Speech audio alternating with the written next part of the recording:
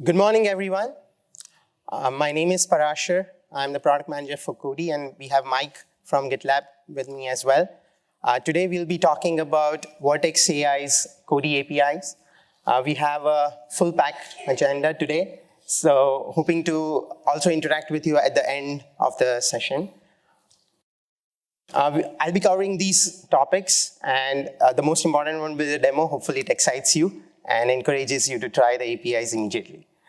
So what are Codey APIs? Codey APIs are essentially APIs which we launched in April in experimental, and now they are in GA, and we also did a GA refresh 2 days ago. These APIs are designed to help developers and also analysts who work like developers in many cases, writing some code, with their day-to-day tasks. So it could be creation of website, it could be writing some SQL queries, it could be data science, it could be Python, C++, you name it, and we have it. There are 3 APIs. One is code completion, which is low latency and designed to help with the IDE code assistance. So when you're writing code in an IDE, you can use that. The second one is code generation, which is used for generating full block of code based on your comments or natural language prompts. And the third is code chat API, which is a multi-turn version of the code generation API. So it's essentially helpful in creating a bot and retains the context. Now, we also support many programming languages, Python, Java, JavaScript, and in fact, I'm excited to say that we have more than 30 plus languages which are supported now. And then all these APIs essentially are integrating into IDE of your choice. So be it your own IDE, or it could be an IDE like Gitlab as well. So we'll talk about that during the session. And we allow even customization, so you can actually tune the model with your own data. Very excited to share more as we go through the deck. So this is the first API, which is, like I said, code completion API. So you can see here in the slide that the API is actually running in a Colab notebook. It can be in any other IDE. And it retains the context. So basically, whatever code is before and after, it looks at that and then helps with same line and next line code completion. We have refreshed the model as well. So now the new model is able to even do more, do better code prediction. So all the supported languages work even better. The second API is code generation API. And here, the idea is, like, you can give a code prompt, like, help me write a Python code to do function X, and then you'll get an entire block of code. So the difference between code completion and generation is essentially, completion is same line and next line, low latency, whereas generation is normally 3 to 4 seconds when it's in non-streaming mode, and in streaming mode, it's very instant. But the idea is to generate full block of code, and not just the same line and next line. So that's the difference between the two. And we have refreshed the models, so now they support streaming, model tuning, many more languages, more use cases, and these models are now available to you. We launched it 2 days ago. You might have seen even in the keynote. So, and they are in GA, so please try it out. And the third API is Code Chat API, which is, like I said, a superset of the code generation API. And the idea here is to help you create bots. And when I say bots, it's essentially, it's not only just helping write code, but also other things which are associated with code. So like documentation generation, unit test case generation, and even helping you fix code or translate code. So all these use cases are supported by this. So when you integrate it into a chatbot of your liking, then you can actually send context and get responses which are relevant to the conversation. All these APIs also have source citation, right? The data sets that we use are permissive data sets. So whenever there are public references to this, then we actually cite this. So we don't block generation of code. The code is still generated, but we cite the source and the license associated with it. So you can actually, depending on your enterprise's policy, you can do post-processing and figure out if this license is permitted to use or not, and then either block the code or show the code. But that's the citation part. And the next responsible AI feature that we have is what we call as toxicity checker. In this case, we actually block the generation of code.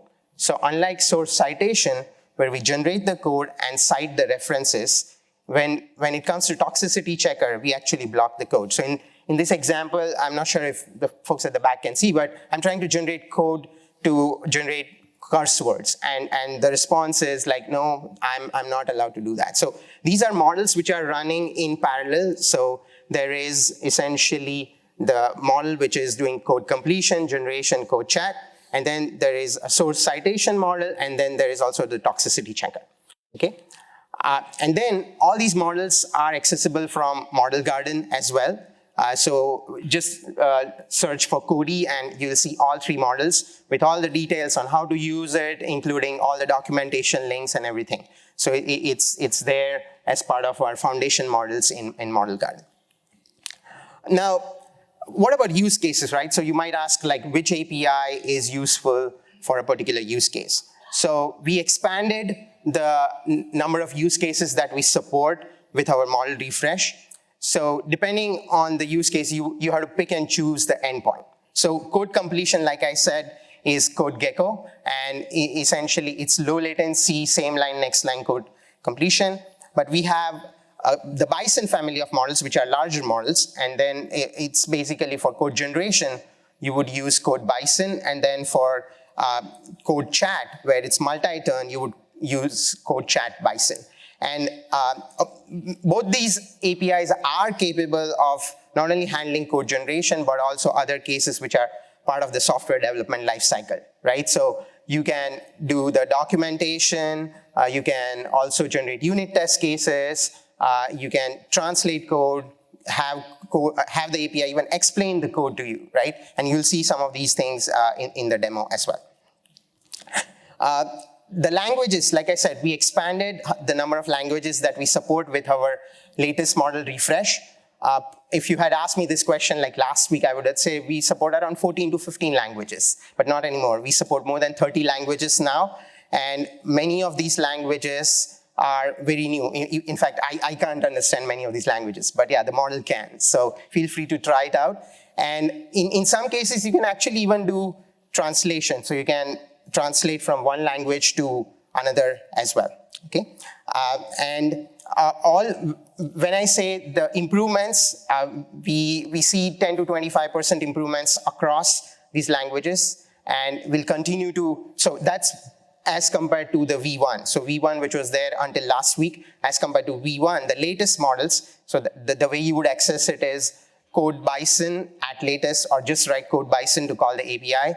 And that's how you would access the model. And the improvements versus our previous generation model is anywhere from 10 to 25%.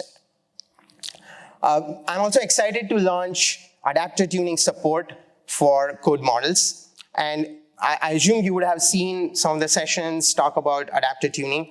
The idea here is to allow you to customize the model with your own code base, right? So you can start with as little as 100 label documents.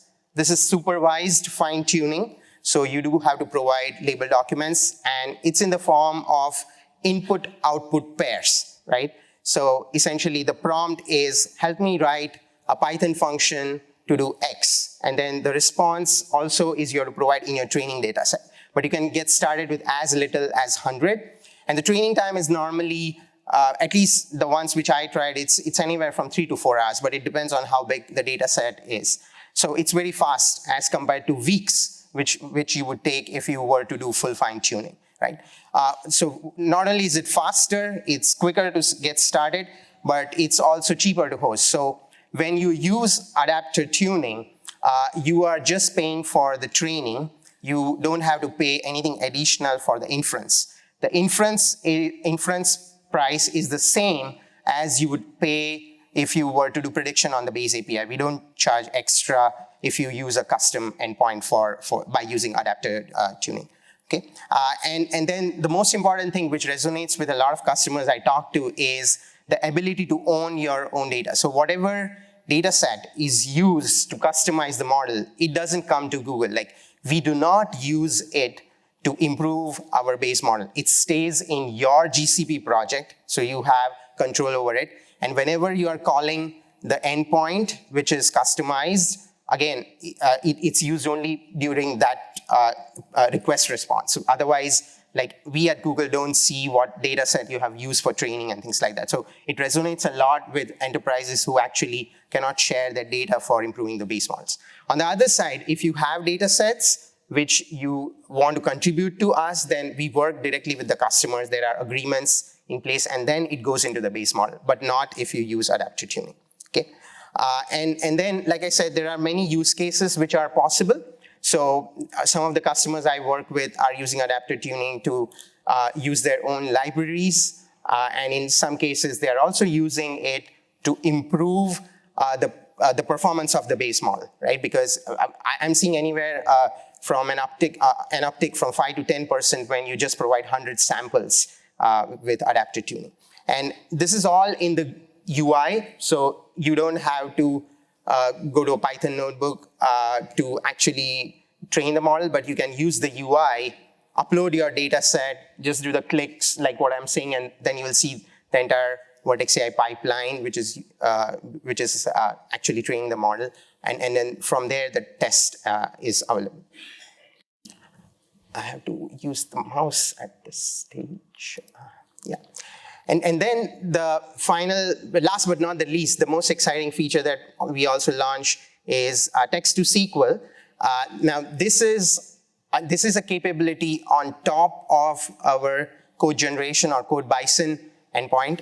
And here, this feature enables you to actually generate SQL from natural language prompts. So the way it works is you provide the data set and the service account ID. So we query the schema, and then we execute the generated prompt against that data set, and then give you a response. So you might have heard that large language models can generate code, but sometimes the code might create something which is actually not in the data set. So we are trying to solve that problem here with text to SQL. So it leverages the existing code generation, code bison endpoint, and then on top of it, like when you put a query that help me find out all the customers which have made more than 100,000 requests in last 1 week.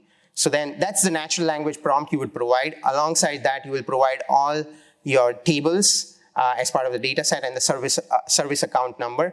Then we will take that natural language prompt, generate SQL, multiple SQLs actually. So there is a configurable parameter also available to you in terms of how many samples that you want us to try. So it could be 3 or 5. And once we generate it, before even showing it to you, we actually execute it against the database. And then based on the confidence score of the execution, we give the SQL back to you. Right now we support BigQuery, and more databases are coming in the future. With that, let me switch to the demo. Okay, so I'm going to show you two demos which are kind of real life stories for me. So my wife is a doctor, and she's not good with coding. So every evening there is this conversation at our home, like what to cook for dinner. So I was like, why don't you try Codey APIs? So what she did is basically created a piece of paper, just drew like a website with some form and some radio buttons and things like that. And then we just converted it to like a prompt, which is there. So that's what I'm going to show you today. And the prompt is essentially, let me just copy, give me a second.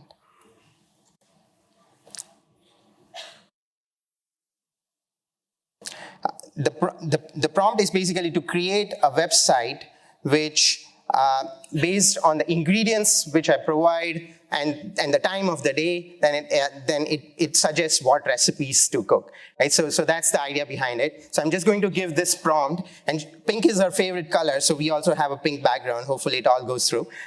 So that's the exciting and the nervous part when you use large language models, because sometimes it cannot be deterministic, and we are trying many new techniques like grounding as well to make it more deterministic. So this is with a single prompt. Now we generated the entire website code, including the CSS and HTML.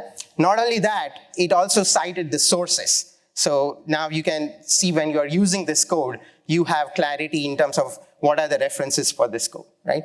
So I'm going to copy paste, and it does even have functions for PHP and things like that. So it assumes that those things are there in the backend, but if it's not, then you can actually plug it in, but it gives you a skeleton of how to get started. So I do have the code, so I'm going to just copy it.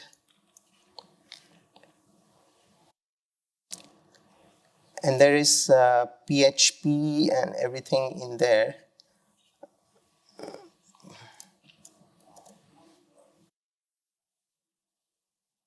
So I'm just going to use the HTML piece of it. And it's not going to work because of the PHP part, so I know that. So I'm going to remove the PHP portion because that's not plugged in. And yeah, here is the website, right? So you can see I did a live demo, risked it, as always, but the model didn't fail me. And that's what I love about the models, that it works. So it's the background and everything. And not only that, like I didn't specify that I wanted breakfast, dinner. So it did pick up that there's lunch, breakfast. So now you just work on it further. And now you use the code chat API essentially to interact further, that, okay, make the buttons rounded, or help me write the code to connect to a database, and it will do all that, right? So that's the first one. Now the second one, which I wanted to show is, like I used to be a data scientist earlier, and I'm pretty sure that this would resonate with many of you, that you join a team and then there is some code base which is there, which probably doesn't have explanation or comments. And then you're asked to work on that code. Not only that, you're asked to optimize it, right? So in the second demo, we are going to run through that software development lifecycle, essentially. So there is a piece of code. I don't know much about it. So I'm going to ask the Codey APIs to help me understand that code. So my prompt is the code, and then I prefix it like, I'm new to this code, so help me understand what it does, right? So I'm going to send it to the API.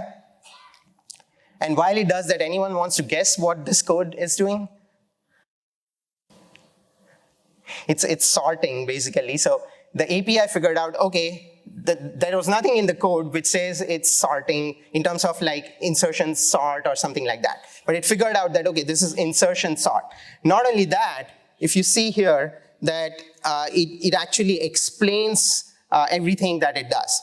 Now, how about we actually even optimize it? So let me actually zoom it in case you can't see it at the back. So I did that.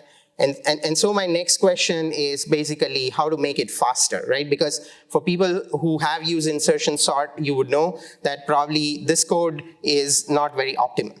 So now I use the word it, but it knows that, okay, it's in the context of the code I provided previously. So let's see what it comes back with.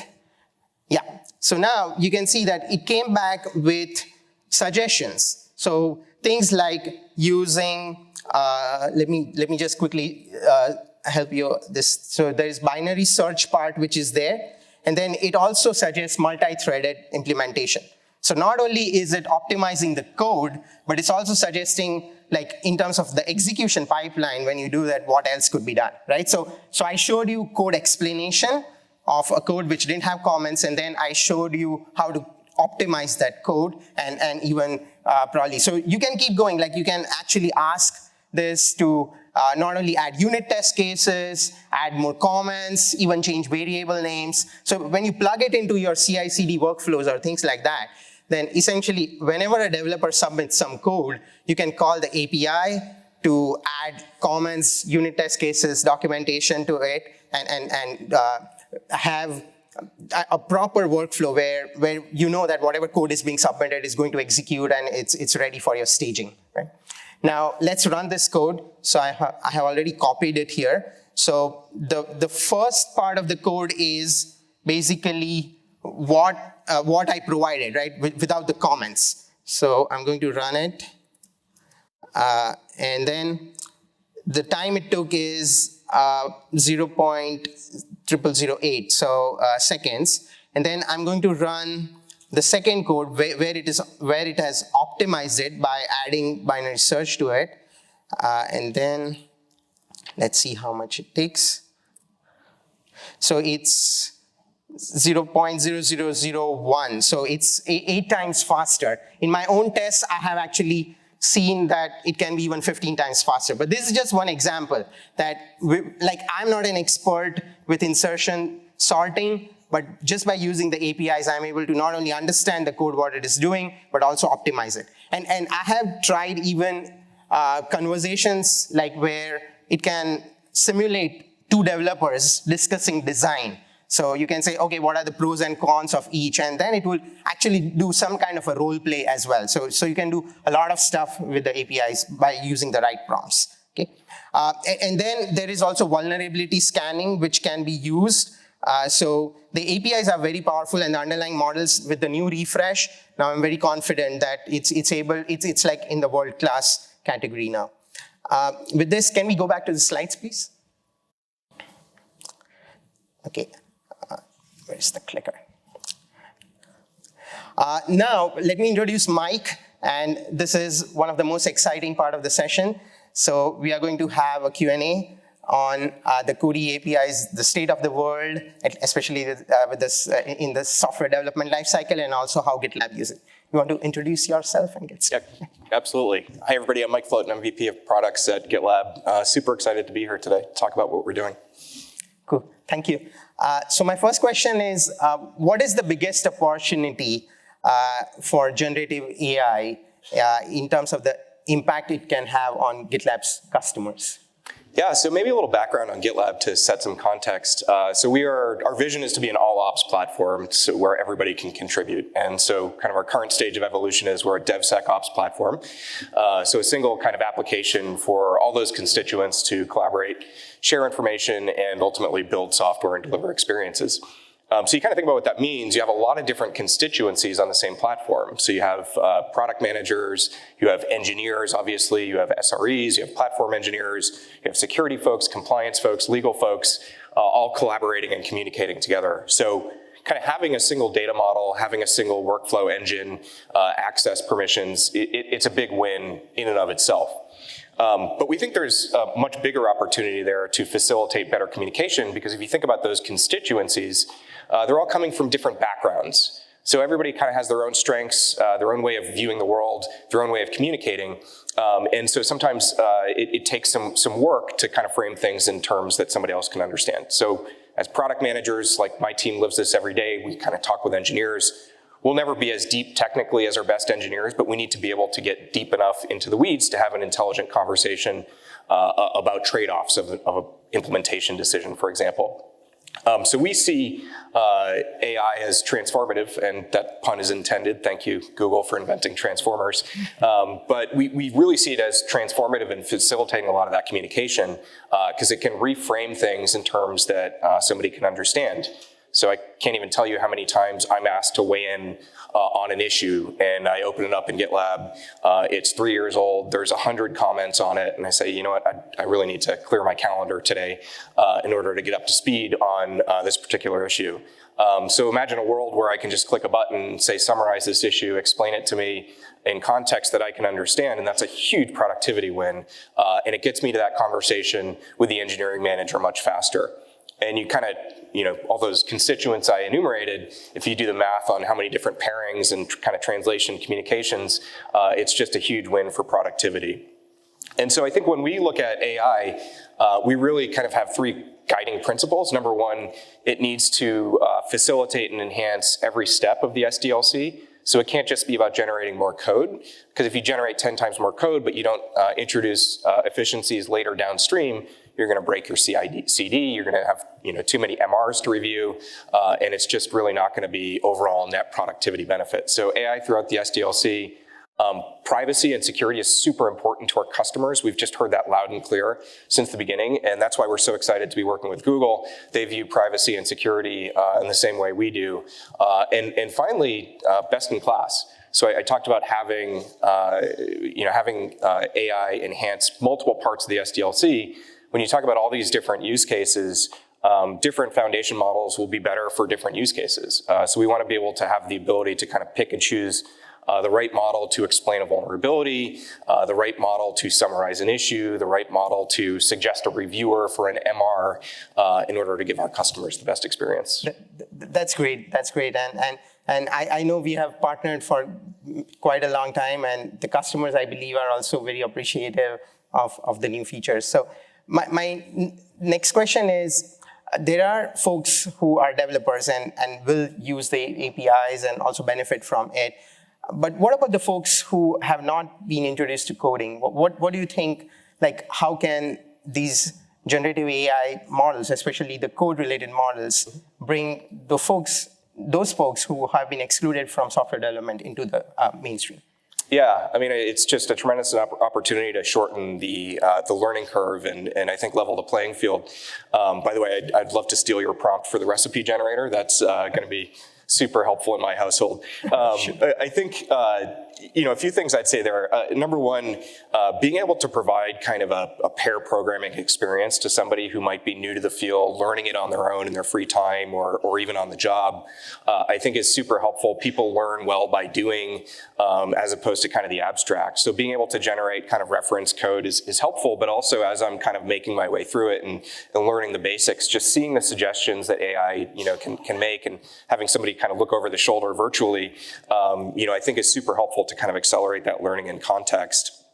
And I'd actually say, I think there's a second opportunity that maybe is less obvious, but maybe even more powerful. I spent 20 years in the security industry and came to Gitlab and, because I'm super excited, but needed to get smart about DevOps. And, I kind of had a casual understanding of DevOps, but needed to get much, much better at it.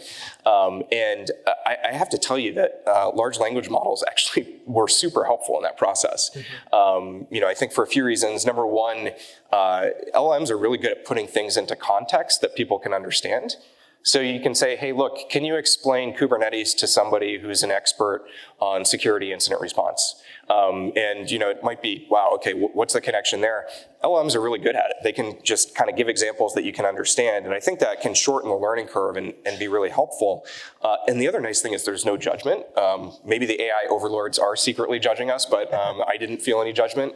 That you can ask questions that you might be afraid to ask or you might be intimidated to ask a senior developer. And so I think that can really shorten the learning curve and make things more accessible. Yeah, that's great. That's great. And I think the way the APIs and the models are evolving, that will definitely not only help beginners and intermediates, but even senior developers can probably use it as a reference. So for sure. And finally, how do you think Codey APIs being integrated into GitLab, all the products, how are you integrating it? Any thoughts you have on the upcoming plans, and how do our customers leverage it? Yeah, we're thrilled with the partnership. It can kind of go back to my principles earlier. I think kind of the shared kind of appreciation for the importance of privacy is super important.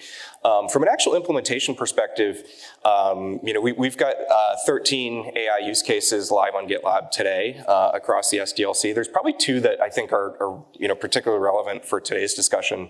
The first is a capability called Code Suggestions, which leverages the Codey family of models to actually provide a similar experience. So in context as a developer's building, it'll suggest, it looks like you're, building a sort algorithm here, or it might, fill in a case statement with, it looks like you want more languages. So super helpful, capability, that supports all the major languages and the major IDEs. So that's a great capability.